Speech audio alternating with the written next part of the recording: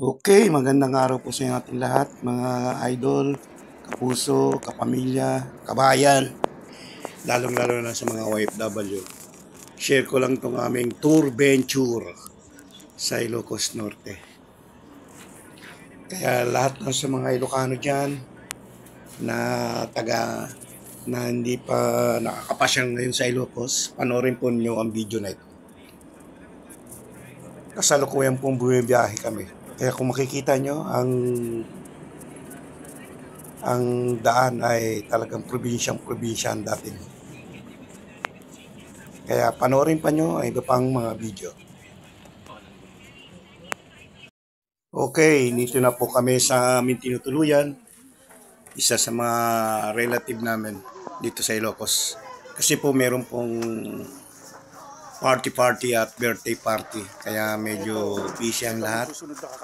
Nagluluto ng panghanda. Alam mo naman mga Ilocano. Ganyan sila. Kapag naghanda, bongga. Kasi magpapakain yan ng kanilang mga kababayan, mga kapitbahay, mga relative. Yan po, kung makikita nyo, nagkatayo yan. 2 baboy po yan. At meron pang lechon yan. Kaya yan, busy-busy po ang ating mga Kailocano sa kanilang paghahanda. Dito po yan sa Bacara, Ilocos Norte. Pakinggan pa natin ang mga iba pang. Yan na po ang matapos maluto ang salukuyang pong nagbabahagi na ng mga pagkain para doon sa mga umaten ng birthday party. Ganyan mo ugali nila mga Ilocano.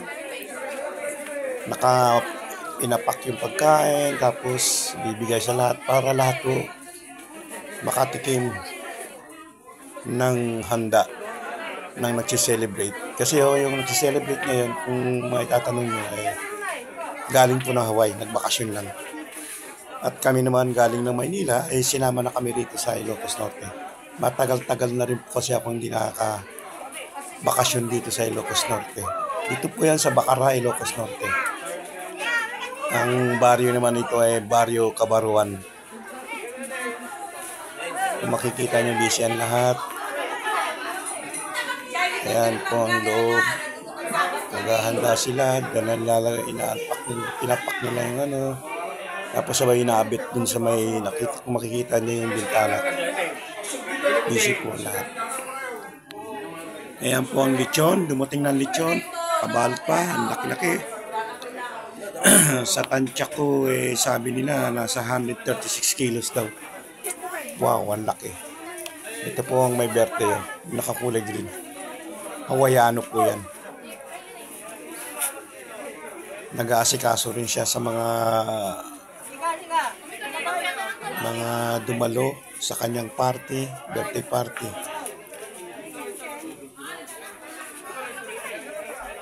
Masaya, napakasaya ng tradisyon ng Ilocano. The way they are giving and share the blessing.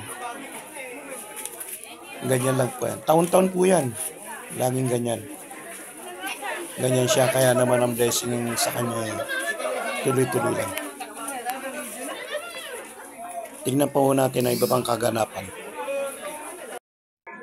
Yan naman po. Ayan na Kung makikita nyo yung lechon. Napakalaki. Wow, sarap. Napakalaki po ng lechon na yun. At lahat po yan ay nakatikim. Lahat ng dumalo, lahat po. Walang hindi nakatikim, lahat po yan. Kaya ganyan ang mga Ilocano. Kasi ang baboy sa kanila napakasarap. Sawa na po sila sa mga gulay-gulay. Okay, dito na naman tayo sa pagbiyahe natin. At kami po meron pinalanong aakyat ng Baguio. Kung makikita nyo ang daan. Okay, yan po. Bumabiyahe na po kami. At nagpapaikot-ikot muna rito sa Ilocos Norte. Ang magandang bayan sa dulong Luzon. ng ating bansa. Medyo malikot ang aking camera. Kaya okay, yan naman po. Hanggang dyan na lamang po yan. At ang ating second adventure, ang pagbiyahe namin papuntang Baguio.